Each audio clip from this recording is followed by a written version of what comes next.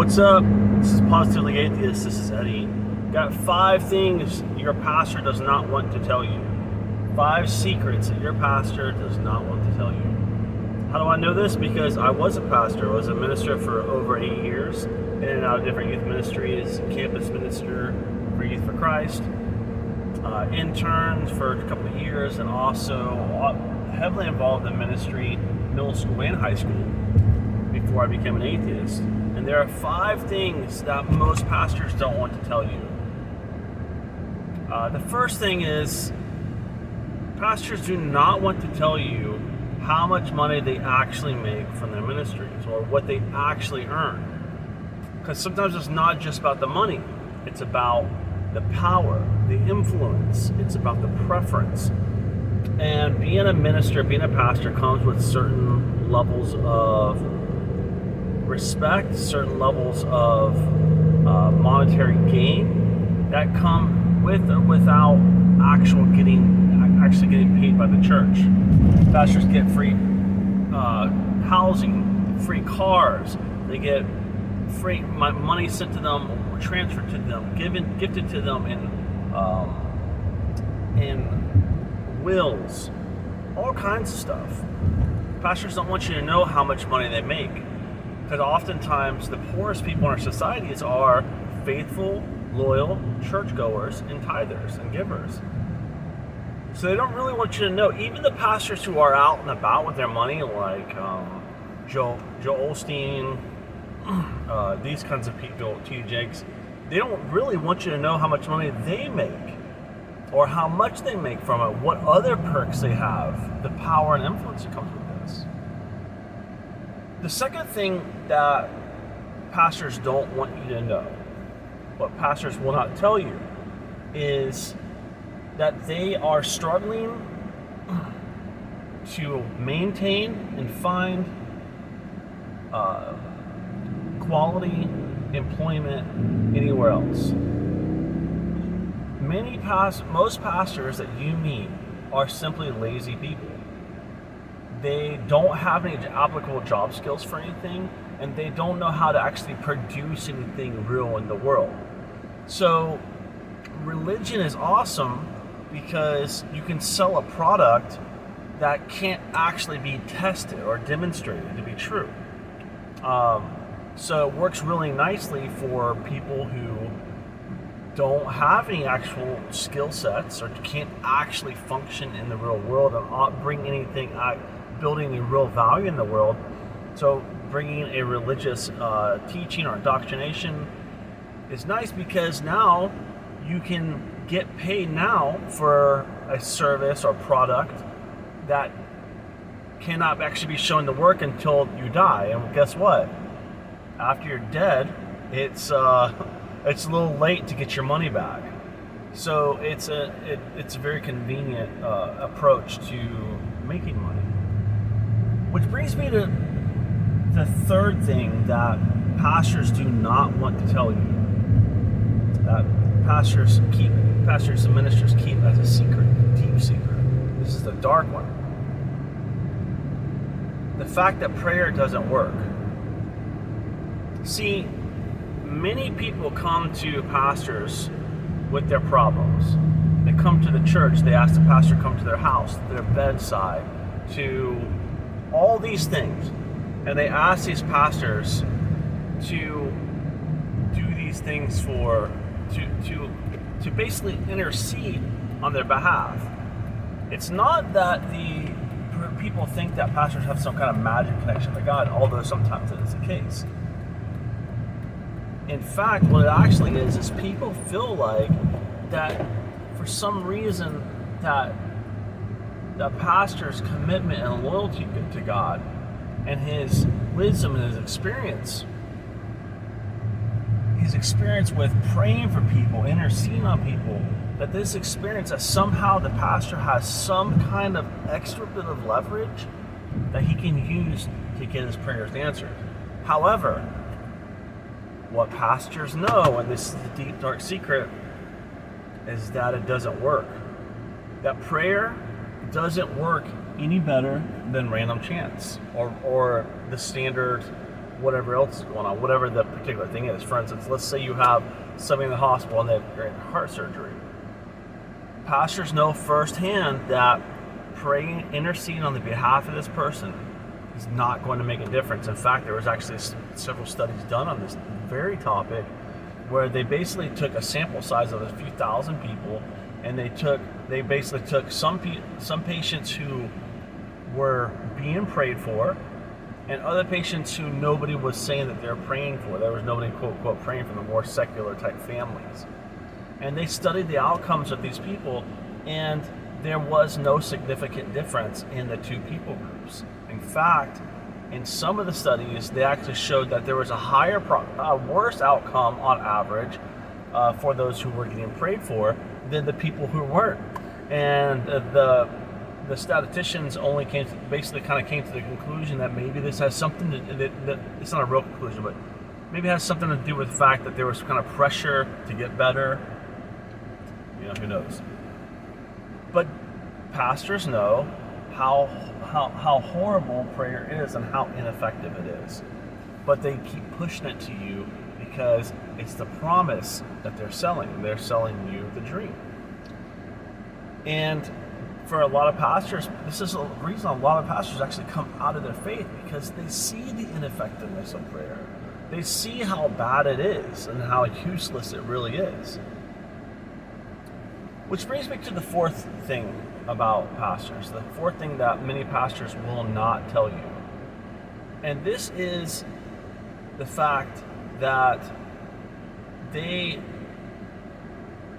don't know if what they're saying is actually true. And this kind of ties in somewhat similarly to point number 3. But point number 4 is they really don't know if any of this is actually true. Remember, pastors are people just like you and just like me. They have been born into some type of specific type of family, raised in a specific environment, gone to school, had the same similar experiences that you and I have. But what's happened over time is that they have built upon this belief system that's been enforced and reinforced over time. And they end up going to school and doing all this kind of stuff. And believe me, these pastors are paying money for their schooling a lot of times. I have a buddy right now who's going through seminary. By the time he's said and done, it's going to cost him $60,000. And you ask him, what did you actually get out of this? And nothing. There's nothing tangible you got out of it except for more reinforcement of beliefs that you actually don't know are true. And here's the thing, everybody. This is a simple fact. No one has ever come back, or at least we have no evidence of anyone ever coming back from being dead and telling us what's on the inside. What I mean is, not somebody who's had a near-death experience. We've never had anybody who, what I'm saying is, nobody has ever actually died, meaning their body has rotted and their bones are left, or something like this. They've never come back in any form outside of, hey, I had a near-death experience. There's nobody who's ever gone through the full state of the full process of death, where the point is where your blood is no longer a liquid, it's an actual solid because it's congealed to that point. Nobody's ever come back from this and told us what is on the other side. It's all hearsay. It's all opinions built upon opinions built upon opinions. And believe me, preachers know that this is the truth. They know it's the truth. But they want to keep feeding it to you because it's the dream. They need to feed you the dream because it helps them continue in their mission and their purpose of what they want to do, which is, at the end of the day, to take advantage of you, to get your money, to get your time, to get your resources, right? Now, I'm not saying all pastors are bad people. That's not what I'm saying at all. In fact, many pastors are great people who sincerely believe what they're actually preaching. But deep down inside, they know it's not real, that there's no proof that it's real.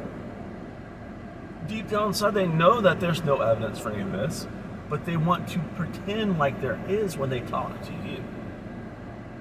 Now, this brings me to a slightly darker and kind of like, this is kind of a darker last point. This is the fifth thing that many preachers do not want you to know, is that they have a dark secret. Many preachers who talk to you about your sins and talk to you about your problems and your failings themselves have significant dark secrets that they're hiding. It could be a pornography addiction. It can be, they could be secret closet of homosexuals. They could be having an affair. They could be molesting children. They could be doing all these things, right?